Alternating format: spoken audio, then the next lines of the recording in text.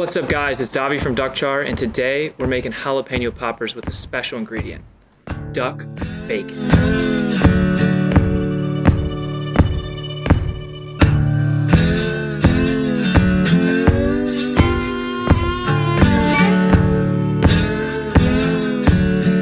DUCKCHAR jalapeno poppers are as easy as it gets. We're making them with 5 simple ingredients. We're wrapping the jalapenos with duck bacon and we're packing them with cream cheese, sharp cheddar, and duck fat so that you get that nice rich duck flavor cooking throughout the entire jalapeno popper. Alright, enough talk. Let's make some.